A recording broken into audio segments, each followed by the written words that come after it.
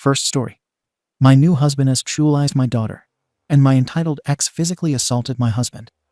I blamed my ungrateful daughter and told her to move on and demand my ex apologize if he doesn't want to be locked up in prison. Now I'm regretting my actions. I 38F have a 14-year-old daughter, Katie, with my ex, Andre 42M. We split up when Katie was around 4, and he's had her 4 days a week since then because of my work schedule. I work as a night supervisor at a healthcare facility, so my hours aren't always ideal. Andre stepped up more in terms of time, but I've always been the one holding the emotional and financial fort down when things got hard. He likes to act like a saint, but it wasn't always like that. For background, Andre and I didn't split on good terms. He had a temper, he never hit me or anything like that, but he has a way of blowing up that scared me sometimes. It's like he stores up frustration and then just explodes. When we were together, he'd yell if the dishes weren't done, or if Katie was crying for too long. He'd say it was stress, and I used to believe it. He's always been good with Katie, don't get me wrong, but he holds grudges and can be real intense about what he thinks is right. I've been married to Rick 40M for almost 3 years now. We met through mutual friends, and I felt like I could finally breathe around him. He's relaxed and goofy and doesn't take everything so seriously. Yes, he jokes a lot, maybe too much, but I need that balance in my life. He's been good to Katie, mostly. They're not super close, but he tries. He's not the stepdad who's going to attend every school play, but he'll drop her off places and make her pancakes, and he's always been respectful, or so I thought. Katie's in that stage where she's constantly self-conscious. She's quiet, moody, and glued to her phone. She started comparing herself to her friends a lot more lately, especially about her body. I've bought her bras, makeup, all that, even things I felt were too early, but I didn't want her to feel left out. I thought we were handling it okay. Anyway, last weekend she had plans to go to the movies with a few friends, then over to one of their houses to hang out. Some boys were going to be there. I was fine with it, Katie's a good kid, and she knows how to handle herself. But Andre came to pick her up and immediately turned into Mr. Protective Dad. We were all in the living room, and Katie was excitedly telling him about the plans. He instantly shifted into lecture mode. Be on the lookout. Call me if anything feels off. That kind of thing. I get it, he's being a dad. But it was a little over the top, especially in front of Rick and me, like, show some trust in your daughter. That's when Rick said something. Yes, it was a dumb joke, but it was meant to be light. He said, "Why are you worried? She doesn't even have bobs yet." Now, did I cringe a little? Yeah, but Rick says awkward crap all the time. It's his humor. He makes dumb, off-the-cuff remarks like that even to me. One time he joked I shouldn't worry about getting catcalled anymore since I hit the age where it's just construction workers asking if I want to sell insurance. It's just Rick. He doesn't mean it cruelly. Katie went quiet and rushed upstairs. I admit, that was a bit shocking. She doesn't usually react like that. Andre's eyes immediately went dark. I could tell something snapped in him. He turned to Rick and said, "What the hell did you just say about my daughter?" Rick just kind of raised his eyebrows and said, "I was joking, man, chill." Before I could even stand up or say anything, Andre punched Rick straight in the face. Rick stumbled back into the wall and grabbed his nose. There was blood, and I panicked. Andre was breathing hard, staring like he wanted to do more. I shouted at him to get out, and he didn't even argue. I told him he could wait for Katie in the car, but he wasn't stepping back into my house acting like that. Katie didn't come back downstairs. She just texted him to say she was ready. He didn't even speak to me when he drove off with her. That night, I texted Andre and told him what he did was unacceptable. I said I understood being protective, but he assaulted my husband in our home in front of Katie over a joke. Rick had a nose bruise that might need checking out, and he was genuinely shaken up. I told Andre he needed to apologize, plain and simple. He responded with something like, "F no. That creep sexualized my daughter and humiliated her." He said I was choosing a man over Katie, and that I've always ignored the red flags with Rick. I don't believe Rick meant it sexually at all. It was a dumb, off-key joke. He was trying to say Katie didn't need to worry about the boys like she's still a kid. Immature? Maybe. But sexual? That's a leap. Andre's always had it out for Rick. Since day one, he's looked at him like a threat.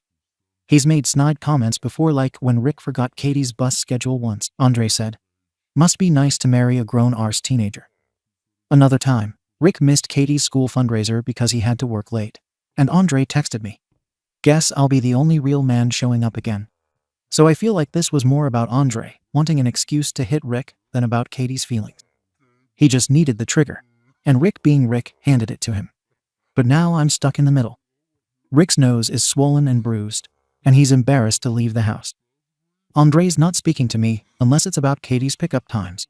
And Katie, she's been quiet around me since. She doesn't talk about what happened, but I noticed she asked to spend more nights at Andre's lately. I told her no, but it felt weird. Maybe I handled this wrong. Maybe I should have addressed Rick's joke more seriously. But it was still just a joke, right? Katie stayed quiet the rest of the week. She didn't talk about what Rick said, didn't bring up the punch, and didn't even mention the movie night. She came home, went straight to her room, and barely touched dinner. I asked if she was okay. She said fine, and shut the door. Typical teenage stuff, but it felt colder than usual. I told Rick to just give her space. He said he felt bad not for what he said, but because everything's blown out of proportion. He tried to make a joke again that night, saying, "Maybe I should wear a helmet around your ex next time." I didn't laugh. Andre refused to talk unless it was about drop-offs. He didn't come to the door. Katie walked out to the car without a word. I found out from mutual friends that he's telling people I let my pervy husband insult our daughter, and I chose the man over the kid. Even my sister called me to ask what happened. She never takes Andre's side, but this time she said, "Look, I don't like Rick either, but maybe he crossed a line." I asked Katie directly that Friday if she wanted to talk about what happened. She didn't look up from her phone. Just said, "I don't care anymore. Can I stay at Dad's this weekend?" I said no. I told her the schedule is the same, and I'm not changing it just because she's uncomfortable with a joke. I reminded her that Rick lives here too, and she needs to be respectful. She nodded and went back to texting. The next day, Rick made breakfast and tried to joke with her, told her the pancakes were Bob-shaped, and winked. I snapped at him. He said, "What? She used to laugh at dumb stuff like that." She didn't laugh. She didn't even eat. Just left the table. That night, I found padded bras and the laundry tags still on. Andre must have bought them. She never asked me. That stung. I've been the one taking her to appointments, buying her skincare stuff, and letting her stay up to talk about her crushes. But now she's acting like I'm the problem. I tried to sit down with Rick later and talk. I told him maybe he needed to pull back on the jokes, at least with Katie. He got defensive. He said he was just trying to be the fun stepdad, and that Andre was poisoning her against him. He said, "He gets 4 days a week with her. You really think he's not feeding her stories? You really think this is about me saying one line?" I didn't answer. Because maybe he was right. But here's the thing, even if it was a stupid joke, Andre punching him in our home, in front of our daughter, was way out of line. You don't do that. You don't explode like that, no matter how upset you are. That kind of violence is exactly why we split in the first place. Then came the school counselor call. Apparently, Katie asked to speak with someone. I was listed as the emergency contact that day, so I got the heads up. The counselor didn't say much, just that Katie was struggling with body image issues and made a comment about being embarrassed in front of adults. I didn't tell Rick about the call. I didn't see the point. What's he going to do? Write an apology card? He doesn't talk about feelings. He makes jokes and waits for it to pass. Andre, meanwhile, keeps pushing. He emailed me a list of boundaries he wants in place: that Rick not be allowed alone with Katie, that Katie stay with him full time, and that any communication between Rick and Katie go through him. I didn't respond. I'm not giving him control of my house. He wants full custody now. Says I failed to protect our daughter from a man who humiliated and sexualized her. He's looking into getting a lawyer. But Rick didn't touch her. He didn't ogle her. He made a dumbarse joke, yes, but it wasn't predatory. And Andre laid hands on him over it. Why is that okay? Now my daughter barely speaks to me. My ex is going nuclear. My husband walks around like a victim. And somehow I'm the one everyone's mad at. I don't know what else I'm supposed to do here. I've tried to keep peace. I told Katie I'm here to talk. I told Rick to cool it. I even tried explaining to Andre that the punch made things worse, not better. Nobody's listening. Everyone's just drawing their own conclusions and turning this into a war. So I'll ask here. Ada for expecting my ex to apologize to my husband after punching him in front of our daughter over what I still believe was just a bad joke. Comments. Comment 1. Look, I'm not saying your ex punching Rick was the right move, but holy SHT, you are completely missing what this was actually about. Your 14-year-old daughter, who is clearly struggling with body image, got mocked in front of two adult men, one of whom is supposed to be a parental figure, about not having bobs yet. That's not just a dumb joke. That's humiliating and weirdly focused on her body, in a way that a grown-arse man should never go. And your response? It was just a joke. He didn't mean it that way. Newsflash, intent doesn't erase impact. Your kid was mortified and ran off. That should have been your signal to pull Rick aside and say, "Hey, you crossed a line. That's not okay."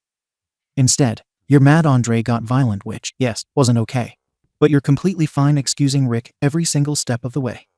Your daughter now avoids meals, barely speaks to you, and wants to stay with her dad. But sure, the real issue here is Andre's temper. Jesus. Wake up. Comment 2. Alright? Rick's joke was effing inappropriate. Whether he meant it sexually or not doesn't matter. You don't talk about a teenage girl's chest like that, period. She doesn't even have bobs yet. Are you kidding me? I'd deck a guy too if he said that about my daughter. But this whole post? This isn't about Rick. It's about you. You've decided that keeping your husband happy matters more than protecting your kid. You wrote paragraphs defending Rick's humor, his nose, and his bruised ego, and what? Katie gets a line or two about being quiet and moody. And now she's pulling away, seeing the school counselor, and doesn't even want to be in the same house with the guy. Your husband is making body jokes. Your daughter is eating dinner alone. And you're mad your ex wants full custody. I'll say it. YTA. And you're going to lose your daughter if you keep minimizing this. Comment 3. I'm going to be that guy and say, this was never about the joke. This was a turf war, and Rick walked into it like a clown with a target painted on his face. Andre's got unresolved control issues, clearly. He sees Rick as competition, and to be fair, you admitted he's been snide and territorial before. The second Rick gave him anything to latch onto, he took it and threw a damn punch. He's not just mad about the comment. He's mad that Rick exists. But here's where you screwed up. You're letting Rick play victim. But you're not acknowledging that Rick has never really built a relationship with Katie. He's not some dedicated stepdad who made one mistake.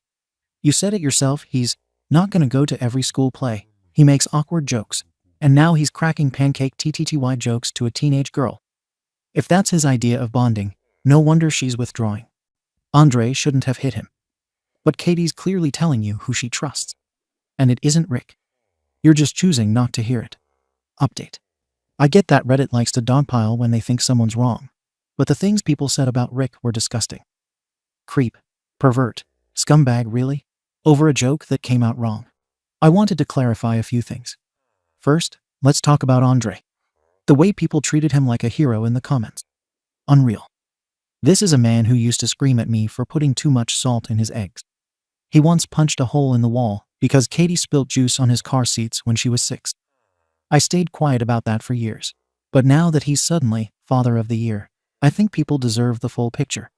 He never hit me or her, but his rage wasn't new.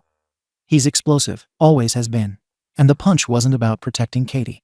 It was about power. He hates that I moved on, that I have a husband, and that Katie lives here part of the week. After the punch, I banned Andre from the property. He stays in the car. Katie walks out. He showed up once at the door the next week, claiming he was there to talk calmly. Rick opened it, and Andre just stood there, staring at him without saying a word. I was in the kitchen and saw the whole thing. Rick quietly closed the door. That was the last straw. I told Andre in writing that if he stepped on my property again, I'd get a restraining order. Meanwhile, Katie has been different. Distant. Short with me. Barely says a word to Rick. I tried to explain to her that he's not a bad man, he's just bad with words sometimes. He knows he messed up, but he's been incredibly patient. He hasn't retaliated, hasn't reported the assault, even though he had every right to. His nose was bruised for 2 weeks. He didn't press charges only because he didn't want to make things harder for Katie. What really got me was finding out Katie's been telling her friends that Rick bullied her about her body. One of the moms even messaged me saying her daughter no longer feels comfortable hanging out at our place. I was shocked. Katie is making it sound like Rick's been saying her for months. That's just false. He made one off-color joke. I sat her down and told her it's time to stop spreading lies. I said I understood she was embarrassed, but turning everyone against Rick over a single comment was manipulative and cruel. Then came Rick's birthday. We had dinner reservations, and I asked Katie 3 days in advance. She said she wasn't feeling well. I knew she was lying. Andre posted pictures on Facebook of the two of them at some local food truck event that same night. I was furious. Rick noticed. He tried to act like it didn't bother him, but I could see it in his face. She couldn't even show up for one dinner. That's not normal teenage behavior. That's targeted disrespect. We started family therapy per the school's suggestion, but it was a joke. The therapist clearly had a bias. Every session was, how does that make Katie feel? Or, what boundaries need to be respected? No one ever asked me what I was going through. I didn't even bring up the joke. I knew if I told the therapist about it, she'd twist it into something it wasn't and probably report it. I'm not letting them ruin Rick's life over something so petty. The worst part? Andre's new girlfriend messaged me. She's a teacher or nurse or something. Said she's concerned about Katie's emotional safety and that she's seen changes in her behavior. Who the hell does she think she is? She's known my kid for 3 months. I blocked her instantly. You don't get to play mom from the sidelines. Rick and I have talked about having a baby. I know people will freak out about that, but honestly, I want to build something that's ours. Something not constantly under Andre's shadow. Rick's kind. He brings me coffee at work, he helps with the house, and he's never raised his voice to me ever. He just has a weird sense of humor. I'm not going to destroy my marriage because Katie can't handle a joke and Andre's hellbent on revenge. But now Andre's pushing for full custody. Says I've failed to protect Katie emotionally, and that my choice in partners puts her at risk. I got the lawyer letter last week. He's using the therapist's vague notes and twisting them to make me look negligent. I'm fighting it, but it's messy, expensive. And Katie, she acts like none of this is happening. Like she's above it. She won't even say goodnight to Rick when she's here. She goes straight to her room, locked door. She's treating him like he's a predator, and I won't stand for that. That's not just teen moodiness. That's brainwashing. So I'm done playing the peacekeeper. I'm done walking on eggshells. I'm her mother. She doesn't get to rewrite what happened. Rick isn't a creep. He's not dangerous. He's my husband, and I love him. One bad joke doesn't erase 3 years of him being part of this family. If she can't forgive him for one moment of poor judgment, that's on her. And if Andre wants to throw lawyers at me, fine. Let's see how far he gets with his concern when the court sees his history of anger and intimidation. Katie will grow up. She'll see who was really trying and who just wanted to control everything. But right now, I'm standing my ground. Comments. Comment 1. You know what struck me the most? It wasn't the comment or even your defense of Rick. It was how confident you are in rewriting everyone else's feelings. Rick didn't mean it. Katie overreacted. Andre's a danger. The therapist was biased. Girlfriend is nosy. Friends are being misled. Every single person involved is wrong except you and Rick. And you're making a baby with this man? Jesus Christ. You can't even handle the emotional well-being of the child you already have. You say Andre's controlling. From where I'm sitting, you're the one doing the gaslighting. You're rewriting Katie's emotional reality, cutting off people who care, hiding the truth in therapy, and then acting like you're the victim of some mass conspiracy. You don't want a daughter. You want a puppet that keeps your house peaceful. Comment 2. Let me tell you exactly how this plays out from Katie's perspective. You let a man you married make a humiliating comment about her body. Then when she told you through her actions, silence, distance, even therapy that it hurt her, you told her to get over it. You're basically telling her, this house isn't for you unless you're willing to be quiet and forgive what makes me comfortable. And then you double down by saying you're going to have another baby with this guy. You don't see how that cements her spot as the outsider in her own family. I didn't speak to my mother for 6 years after she chose her husband over me. And he never even made comments about my body. Katie's not overreacting. She's responding to betrayal. And if you don't course correct hard, you're going to lose her. Permanently. Comment 3. I'm a custody attorney. And let me tell you something with full honesty, you're losing this case before it even starts. You admit Rick made a sexualized joke. Yes, it was. You banned the father from the property after he defended his kid. And you withheld the incident from a mandated therapy process that could have helped your daughter. That's negligence, no matter how you spin it.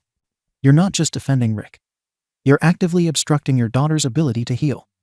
If the therapist finds out you hit a triggering event, that can blow up in court. Judges don't play around when it comes to teenage girls being put in emotionally unsafe environments. Rick doesn't need to be a predator to be a problem. You don't need to be abusive to be unfit. But you're definitely walking the line.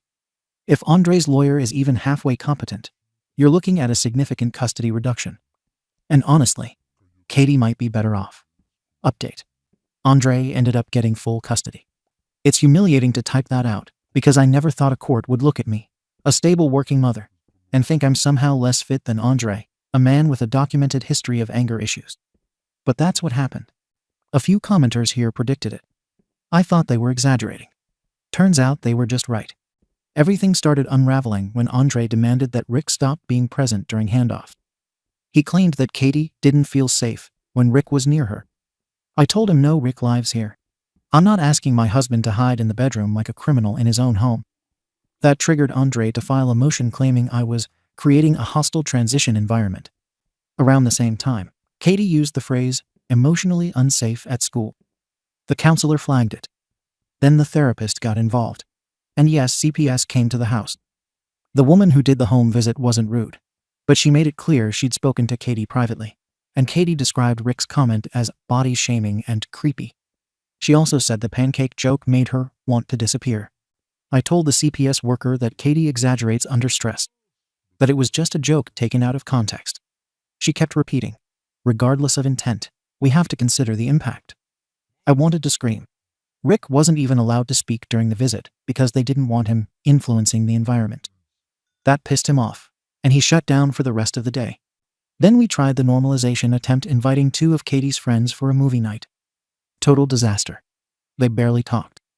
Katie wouldn't let Rick hand them snacks. She took the bowl out of his hands and walked away. One friend texted her mum to pick her up early. I heard one of them whisper, "Why is he being weird?" They meant awkward, not predatory, but Rick took it personally. He went into our bedroom for the rest of the night. He said it was like being painted as a SX offender for trying to help. After that, things spiraled. Katie refused to come for her scheduled days. Andre documented every refusal, every text, every, "I don't want to go back." I kept telling her she didn't get to choose, custody orders aren't optional, but forcing her into the house only made her shut down and cry. And Andre always made sure to record those moments like some courtroom trophy. The court eventually ruled that because Katie was 14, her preference mattered. The therapist notes, plus the CPS report, even though it wasn't a finding, just a concern, pushed everything towards Andre. And the kicker. The judge said I had been emotionally negligent by minimizing Katie's distress, and that my failure to prioritize her comfort contributed to an unstable environment. I cried in the parking lot after the hearing. Rick said nothing the whole way home. He just stared out the window like he was the one who lost custody. The consequences for him? Well, he lost his teaching job for a semester. Someone, I'm guessing Andre's circle, emailed the district anonymously saying Rick made inappropriate comments about a minor. They couldn't legally fire him without proof, but they put him on leave during the investigation. He was cleared because there was no pattern, just the one comment, but the embarrassment destroyed him. He barely talks to anyone now. He's quieter, withdrawn. He says this whole situation aged him 10 years. Not one single family member on my side asked how he was doing. But I'll say it here since no one else cares. Rick is hanging on, but barely. And after things finally stabilized, after Katie fully moved in with Andre and the house became painfully quiet, I found out I'm pregnant. I waited a few weeks to tell Katie. I didn't want to add to her stress during the transition. And honestly, I wanted to tell her when she was calmer. She came for her last court-mandated visit before custody fully transferred. She barely said hello. I told her gently, "I'm pregnant. You're going to have a little brother or sister." She didn't congratulate me. She didn't smile. She didn't say she was happy. She smirked. Then she said, "Good luck. Maybe you'll get it right this time." Then she grabbed her overnight bag and walked to Andre's car before her time was even up. I stood there frozen. I just stood there realizing my daughter has no respect for me left at all. None. And maybe that's my failure. Maybe I raised her to be too blunt, too opinionated, too influenced by Andre's bitterness. Maybe if I'd put my foot down sooner, been stricter, and not let her talk back as a kid, things wouldn't have spiraled. I don't say this lightly. I regret raising her to think she can say things like that to her own mother. I went inside and cried for hours. Rick held me, but even he looked hollow. This whole situation drained him too. People think he just shrugged everything off. He didn't. He took the blow harder than anyone besides me. No one notices because everyone's busy calling him names. But here's the truth. We're choosing hope. This baby is our chance to build something stable, calm, without drama, without being pulled between households. without a teenager weaponizing every emotion. I love Katie. I always will. But I'm closing that chapter for now. She made her choice. The court validated it. And I'm done chasing after respect she refuses to give. Rick and I are moving forward. And honestly, I think we deserve peace after everything we survived. Comments. Comment 1. You stood there and watched your daughter walk away after telling you, basically, that she's done trying. And your takeaway is you regret raising her to be opinionated. Nah, that wasn't sass. That was pain. That was a kid who got humiliated, ignored, dismissed, then blamed, and when she finally stood up for herself, her mom sided with the guy who made the comment. You didn't lose Katie because she's Andre's pawn. You lost her because she figured out you'd rather protect Rick's ego than her safety. She ran out of ways to scream, "This hurts." And now she's done trying. You think the baby's going to be a reset button? That's delusion. You don't start fresh by pretending the first child you failed is somehow a bad egg. Honestly, I hope that kid does turn out different, but only if you do. Comment 2. I don't even like your ex, Andre. Sounds like a DCK rage issues, micromanaging, overcompensating alpha energy. But let me say this. I get why he went scorched earth. He saw his kid hurt and humiliated by a man you brought into her life. And instead of hearing her, you closed ranks around the guy who did it. He probably felt like the only adult who gave a SHT. I've got a teenage daughter. If my ex's husband ever said anything like, "She doesn't have bobs yet," I'd be in cuffs. I don't condone the punch, but I understand the instinct. That wasn't about violence, that was about helpless fury. You keep saying Rick was misunderstood. Maybe he was. But no one, not even you, ever stopped to say, "Katie, that shouldn't have happened." That's all she needed. And now she's gone. You didn't lose her to Andre. You gave her away by pretending neutrality was compassion. It wasn't. It was cowardice. Comment 3. I'm not surprised CPS flagged your home. I've sat through dozens of cases like this. An emotionally checked out parent marries an awkward guy with boundary issues, ignores the kid's discomfort, downplays every red flag, then acts shocked when custody is taken. You didn't protect your daughter, not from danger, maybe, but from humiliation, discomfort, dismissal, and constant invalidation. That stuff sticks deeper than you think. Kids don't need to be beaten to feel unsafe. Sometimes the most damaging homes are the ones that feel quiet, but don't allow space for their emotions to exist. And for the record, it sounds like Katie was the only one telling the truth in that house. Everyone else was trying to manage her like she was a problem to fix. She got out. That's a win for her, not a failure on your part. The only failure here is that you never actually listened. Second story. My child-free fiancé pranked my mom by saying I'm pregnant to announce our engagement. Then found out I had a hysterectomy and claimed I betrayed him. So I'm a late 20s F, and my fiancé is an early 30s M. Let's call him Carlos, are still fighting about this. And it was already 2 weeks ago. When I was 21, I had a partial hysterectomy due to adenomyosis. It was very painful, and my doctor spent 2 years fighting for the approval because many people were against the idea. I didn't mind losing my uterus because 1. It was very painful, and 2. I was always child-free. Even as a kid, I didn't like kids. I met Carlos 3 years ago. I told him on day 1 that I was child-free and completely sterile. He said he was child-free too, so we went ahead with a relationship. He proposed in September, and we started slowly planning the wedding. I never told him about the hysterectomy itself. I did not hide it on purpose. It honestly just slipped my mind because I already told him I could not get pregnant. My mom did not know about the engagement because she was out of the country taking care of her elderly sister, and I wanted to tell her in person. She came back 3 weeks ago. After she rested for a week, we invited her to lunch so we could tell her about it.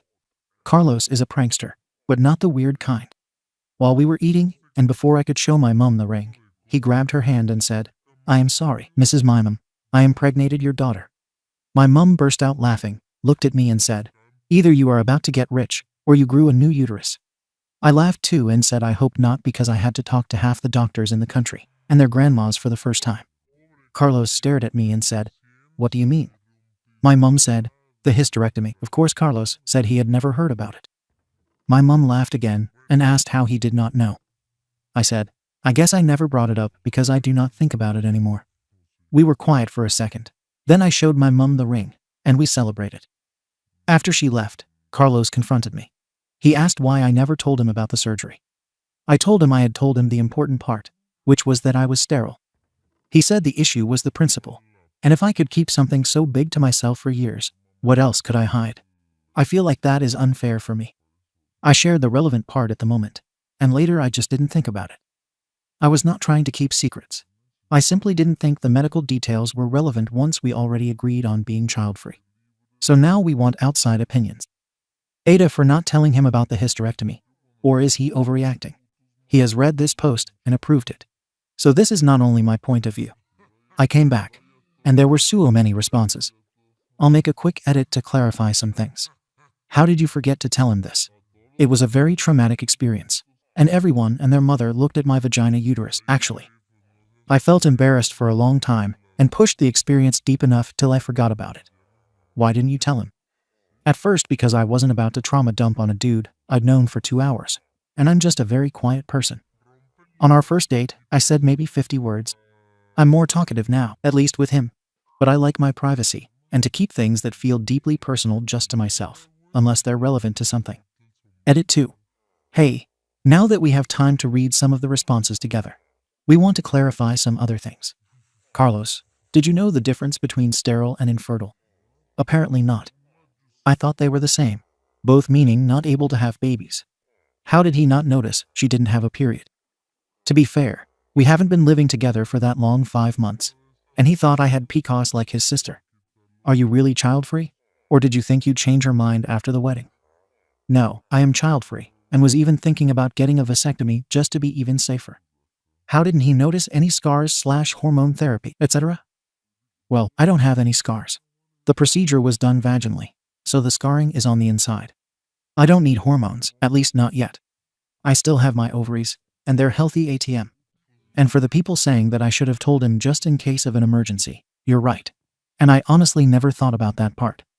We'll update once we've had our session with the couples counselor, because I feel there are things that are better to discuss with a professional. Comments. Comment 1. He's a prankster, but not in a weird way. Him. Fake pregnancy joke. Comment 2. What exactly does he think sterile means? Comment 3. Yeah, there is a big difference between sterile and infertile. Also, I had a hysterectomy due to endometriosis when I was 22. Even though I wasn't planning on having kids, there is still a lot of pain and suffering that led up to that moment. I don't know why OP's partner never asked or cared to learn about her past experiences with adenomyosis. Just odd. He seems angrier that she is sterile rather than wanting to understand or being compassionate about why she needed a hysterectomy to begin with at 21. That's a red flag on OP's partner's part. Imho. Comment 4. I feel like this is one of those dudes who don't know how women work. I strongly suspect he had no idea what sterile really means and thought that she could probably just undo something and get pregnant when she changed her mind. Comment 5. Right. She said she was sterile, and she didn't have a period for their whole relationship, and he never once asked why. That's on him. OP did nothing wrong. She gave the pertinent info, and if he wanted more, then he should have asked. Edited a word. Judgment NTA. Update. We had our session yesterday, and I think I'm ready to post an update and clarify some things. We decided to write it from my POV because we tried doing it from both of ours, and it was confusing to understand. First of all, for the people who said that since I still have my ovaries, we can still have kids, what is wrong with y'all? That's not how child-free people work. We don't want children, period. For the people asking why I don't have any scars, I don't know what to tell you. It's not something I want to discuss with anyone. But they made an incision in my belly button. We decided not to talk much about any of this until we were with a therapist and some things came to light. The first thing Carlos did was apologize and explain why he was so upset. He said he wasn't really mad at me for not telling him, but he was hurt because it felt like for a long time he had to force information out of me. When I finally started sharing things willingly, he was excited and thought we were on the same page about everything. But when he found out about the surgery, he felt insecure and like an outsider because it felt like it was always my mom and me, and then him. He also said he felt embarrassed and dumb because he assumed what sterile meant and ran with it instead of asking for an explanation. He said it was more insecurity than anything, and he apologized again for how he handled his feelings instead of communicating with me. He also apologized for the pregnancy joke and said he was anxious because he really likes and respects my mom, but he wasn't sure if she accepts him. And in a moment of nervousness, He tried to lighten the mood with a joke that failed horribly. For my part, I also apologized for not sharing this with him, and for being so cold and distant sometimes. I told him I love him so much, and I really want to spend the rest of my life with him. And I reassured him that I will always tell him things about me, even if they don't seem very exciting or important. After our session, we went home and shared every single stupid thing about each other. So there are no more secrets. I knew almost all of them because Carlos is Mr. Oversharer. But I found out he broke his little toe when he was 7. And he was surprised that I still have all 4 of my wisdom teeth intact. We decided to postpone the wedding planning until the holiday season is over and just enjoy everything. Then start over in January. I called my mom, and she's coming over for dinner on Sunday, so we can redo the whole engagement announcement. I know a lot of people told me I wasn't in the wrong, and that I didn't owe him any explanation. I think some privacy is always necessary in any relationship, but I want to feel close to him too. And it's not like I was really hiding things on purpose, so I don't mind sharing if it makes him feel the love I have for him. I think that's all. We really appreciate all the input and the different perspectives we got here. We'll continue with couples counseling for as long as it takes. Happy holidays to y'all. Comments. Comment 1. A relationship saved by honest communication? I think Reddit must be broken. OP. They did tell me to break up, though lol. Comment 2. Reddit people would never jump right to throwing a healthy relationship away over a single incident. Comment 3. Amazing. Communication is key. Well done. OP. To be fair, it was an honest mistake on my part, and his feelings were also valid.